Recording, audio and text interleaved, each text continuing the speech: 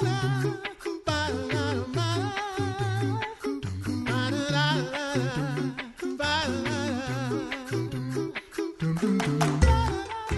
listening to The Coffee Hour. I'm Andy Bates. I'm Sarah Gulseth. We have a historical event to revisit today. It's coming up this Saturday. Looking forward to digging into some great history with one of our favorite historical theology professors in just a moment. Thanks to Concordia University, Wisconsin for your support of The Coffee Hour. Find out more about Concordia University, Wisconsin at cuw.edu. Live uncommon. Joining us today, Dr. Cameron MacKenzie is professor of historical theology at Concordia Theological Seminary in Fort Wayne, Indiana. Dr. MacKenzie, welcome back to The Coffee Hour. Well, thank you for having me. I always enjoy doing this with you folks. Oh, we always enjoy the great history lessons that you provide for us.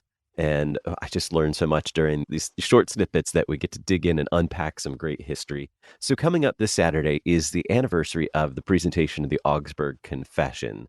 So set the scene for us. The presentation of the Augsburg Confession, I understand, happened at the Diet of Augsburg. What is the Diet of Augsburg? Help us understand, because I don't think it has anything to do with food. You're absolutely correct. I mean, these days when we use the word diet, like Diet of Augsburg, it was some kind of eating plan that emerged from the city. Well, that's not what it is.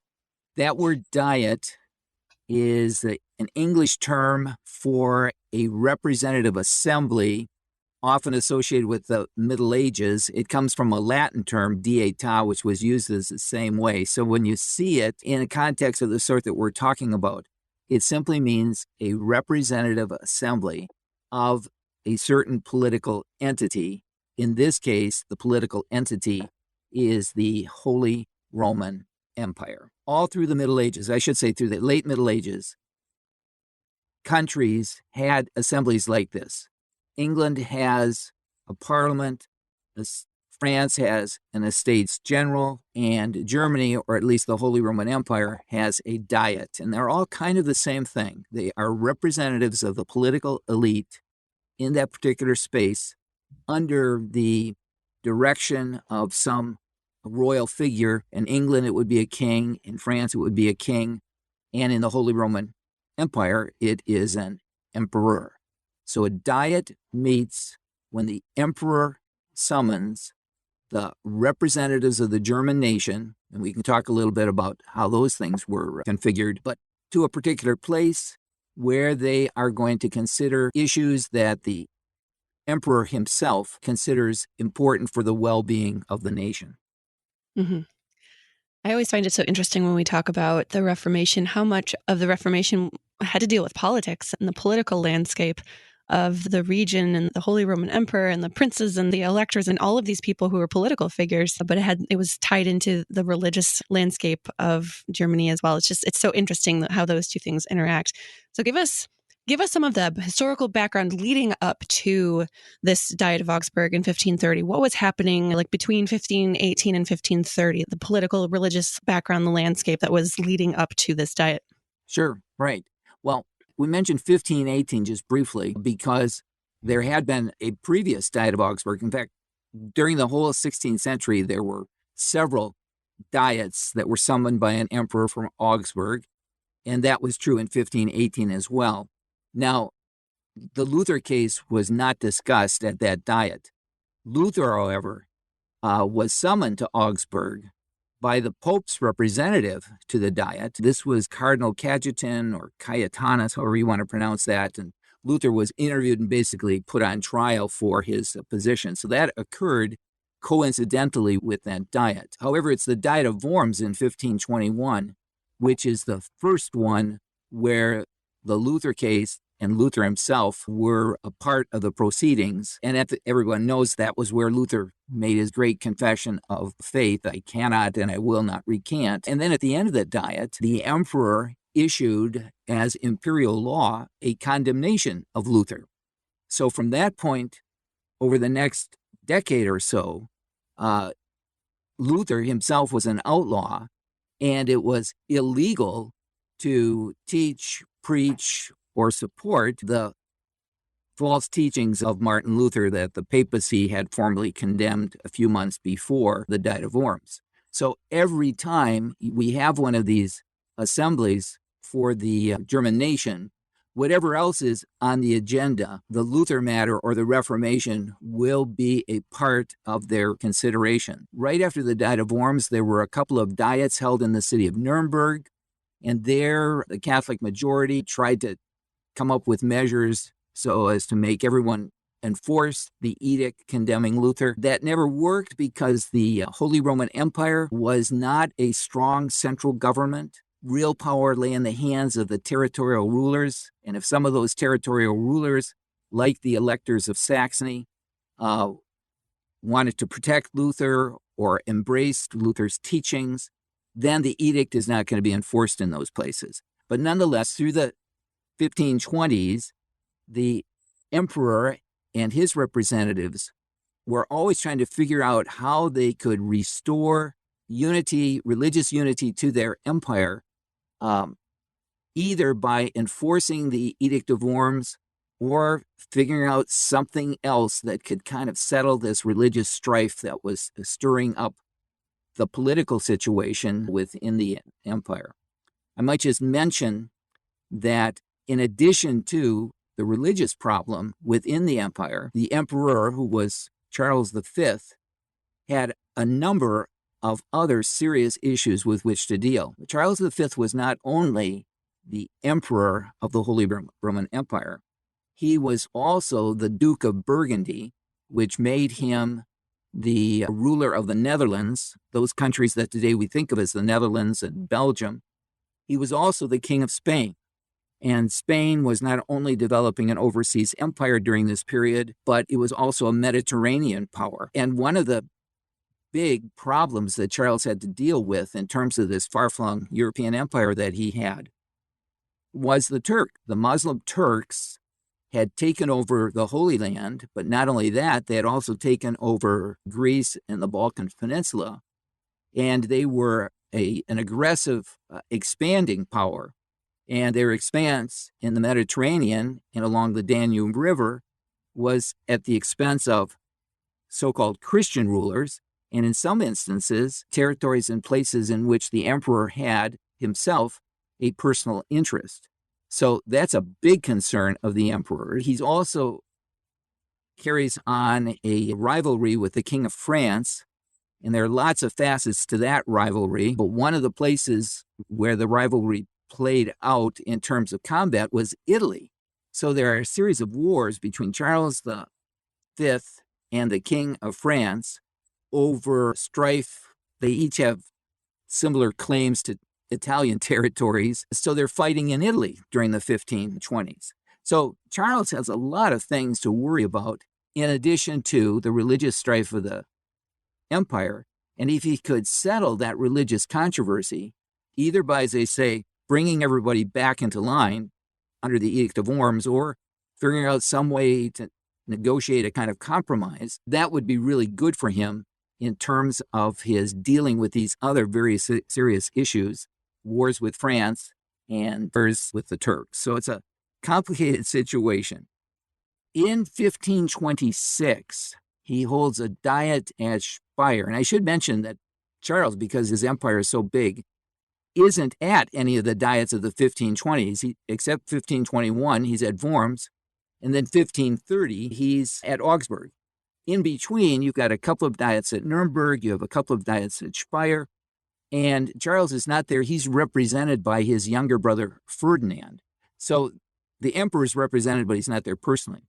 Well, in 1526, the emperor's brother and the Catholic side decided to compromise over the Edict of Worms and to pass a resolution which basically said that each territorial ruler could enforce the Edict of Worms the way his conscience would direct, the way he would be willing to stand before God in judgment on account of his dealing with the edict. For the Lutheran side, I'll use a term that they use more than Lutheran, the evangelical side, this was the go-ahead for them to implement Reformation. And so they had done that. Now, the reason why the imperial side was willing to permit that was on account of basically, again, the Turks and wars with France and Italy. 3 years later, 1529, they have a second diet at Speyer, And at this Diet, the emperor's brother, Ferdinand, and the Catholic majority pass a resolution taking away what they had granted in 1526. But 1526 had been a unanimous decision. 1529 was only a majority decision. And so the evangelical side protested the action of the 1529 Diet. That's how that side came to be known as Protestants, a term that we still use today for those who break away from the Catholic Church. And in 1529, the protesters thought that probably the next step would be war, because the emperor, they thought, would be using military force against them. That didn't happen, but that's the kind of thinking and expectations that were going on in this build up to the Diet of Augsburg in 1530. Well, I have about 1 million more questions, and we'll get to probably 2 of them in the next few minutes here. So much history. I apparently need to come take a class with you, Dr. MacKenzie. We are learning about the presentation of the Augsburg Confession with Dr. Cameron MacKenzie, professor of Historical Theology at Concordia Theological Seminary in Fort Wayne, Indiana. We have more to learn in just a moment right here on the Coffee Hour. I'm Andy Bates. I'm Sarah Gulseth.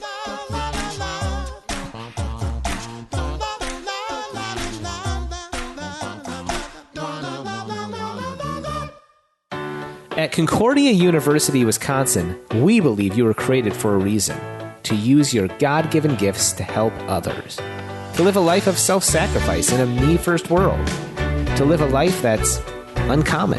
Whether you're taking one of 50-plus online programs or learning with us in person on the shores of Lake Michigan, you'll be equipped to make an uncommon impact. Learn more at cuw.edu. Concordia University, Wisconsin.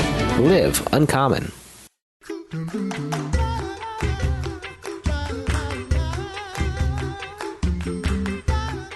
Welcome back to the Coffee Hour. I'm Andy Bates. I'm Sarah Gulseth.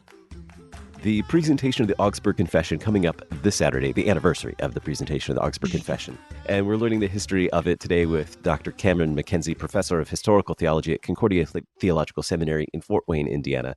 All right, so we're up to 1529 now. And I think we have a better understanding of what was going on politically and in the religious landscape at that time as well.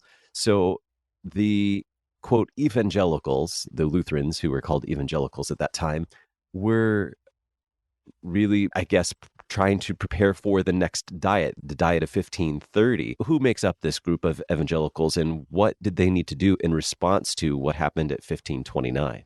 Yeah, good question. The evangelicals by 1529 have broken down into 2 factions. There are the Lutherans, and then there are the Zwinglians, or the group that today we would call the Reformed. The evangelical movement has divided over the doctrine of the Lord's Supper as to whether the body and blood of our Lord Jesus Christ are really in, with, and under the bread and wine, according to the word of Jesus. This is my body, this is my blood of the New Testament. Or, said the other side, do we have simply a symbolic representation of the body and blood of our Lord in the sacrament? That was the position of Zwingli and his followers. Now, Zwingli is a reformer in Zurich, in Switzerland, is only kind of loosely attached to the empire. In theory, they're still a part of it, but they don't normally show up to diets or have that much to do with it. In fact, they are the hereditary enemies of the Habsburgs, and that's the dynasty of Charles V and so forth. But nonetheless, they're a part of the situation. More important in terms of internal imperial politics were those parts of Southwest Germany or empire that were embracing the Reformation, but were embracing it more in the Zwinglian aspect than they were in the Lutheran aspect. So beginning about the middle of the decade, we begin to have a battle on paper. Nobody's shooting each other, but it's a real theological battle between Lutherans and Reformed within the empire. So that group that actually protested in 1529 had within the protesters both Reformed evangelicals and Lutheran evangelicals. Now, one of the political leaders of the empire, a very important fellow for the next couple of decades, was Philip of Hesse. Hesse, a significant German state in the empire. The Duke of Hesse was Philip. I think maybe his title was Margrave or something like that, but at any rate, he's the ruler of Hesse. And he realizes that if war breaks out, the evangelical side needs to be as united as possible. So he wants the theologians to come together and reach an agreement on the Lord's Supper. By 1529, neither Luther nor Zwingli thinks that this is really possible.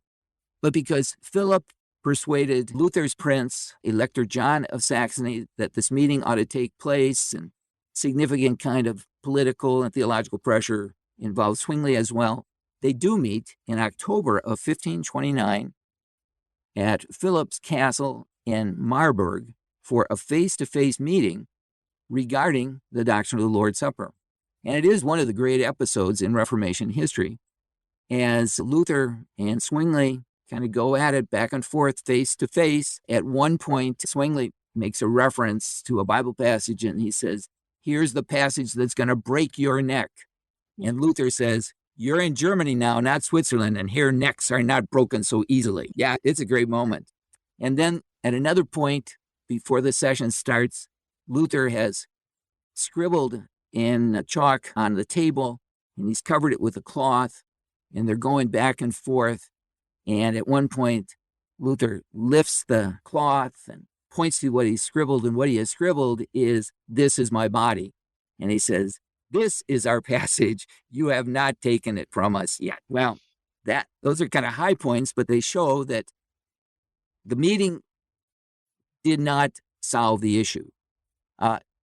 It wasn't as bad maybe as it could have been, because at the end, at Philip's request, Luther actually did write up a confession of faith in 15 articles, and 14 of those articles were statements of agreement, and the 15th article, half of it was a statement of agreement about the Lord's Supper, in which the two men both could agree that we reject transubstantiation, the sacrifice of the Mass, and so forth.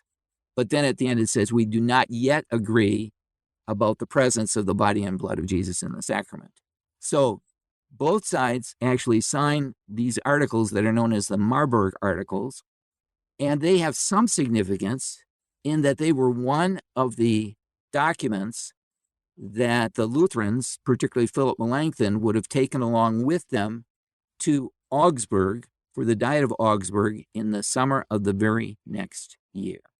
So that's the kind of thing that's going on. Considerations of what kind of alliance we're going to have, what will be the nature of our opposition to the imperial side if they continue to insist on the Edict of Worms. Well, they're surprised when at the beginning of 1530, they get an invitation to another diet, and Charles speaks really very kind of moderately to them.